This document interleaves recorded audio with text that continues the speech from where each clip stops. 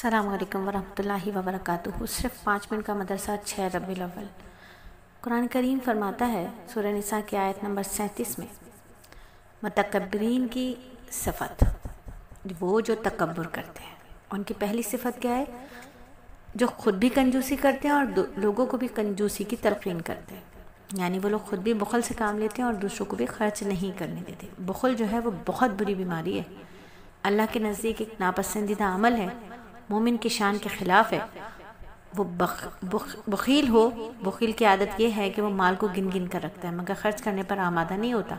حاجت مند موجود ہیں، مال بھی موجود ہے مگر خرچ کرنے کی ہمت نہیں پڑتی۔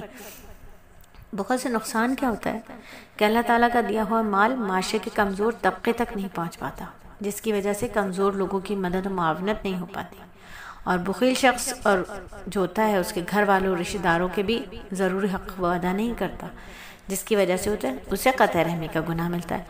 اور بخل بنیادی طور پر بد اخلاقی ہے، اور 3 باتیں نبی صلی اللہ علیہ وآلہ وسلم نے ارشاد فرمایا: سخی بندہ اللہ سے قریب ہے، یعنی اس کو قرب خداوندی حاصل ہے۔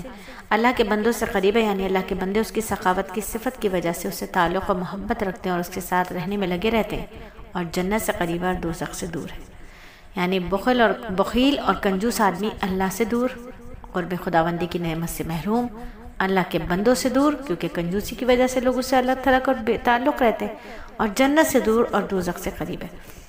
بلا شبہ ایک بے علم سخی اللہ تعالیٰ کو عبادت گزار کنجوس سے زیادہ پیارا ہوتا ہے۔ بے علم سخی اللہ تعالیٰ کو عبادت گزار کنجوس سے زیادہ پیارا ہوتا ہے۔ اگر اس حدیث مبارکہ سے ہمیں کیا معلوم ہوا کہ کنجوسی کرنے والوں کو 3 نقصان اٹھانے پڑتے ہیں: اپنے رب کی مہربانی سے دور ہو جاتے ہیں، لوگوں کے دلوں سے ان کی محبت ختم ہو جاتی ہے، اور جنت سے دوری اور جہنم کا قرب حاصل ہو جاتا ہے ان کو۔ اور بخل سے بچنے کی دعا کرتے رہنا چاہیے کہ اللہ میں آپ کی پناہ لیتی ہوں کنجوسی اور بخل سے۔ ایک لمبی دعا کا حصہ ہے یہ، اور اسے نبی صلی اللہ علیہ وآلہ وسلم اکثر یہ دعا مانگا کرتے تھے، اس لیے ہمیں بھی چاہیے کہ اس دعا کا بہت زیادہ اہتمام کریں، ہر نماز کے بعد کم از کم یہ دعا مانگنے کا ایک معمول بنا لیں۔ اور آج کی نصیحت یہی ہے کہ بخل سے بچنے کے لیے تدابیر کو اختیار کیا جائے۔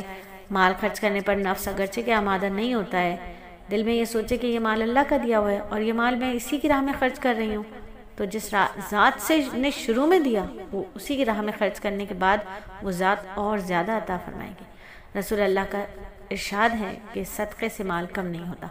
اپنی ماہانہ آمدنی یا تنخواہ میں سے کچھ رقم ہر ماہ الگ کر لیں، صرف اسی مقصد کے لیے کہ جب کوئی ضرورت مند ملے گا تو اس کے ذریعے تعاون کر دوں گی، اس طرح غریب کی مدد بھی ہو جائے گی اور اپنے اوپر بوجھ بھی نہیں ہوگا۔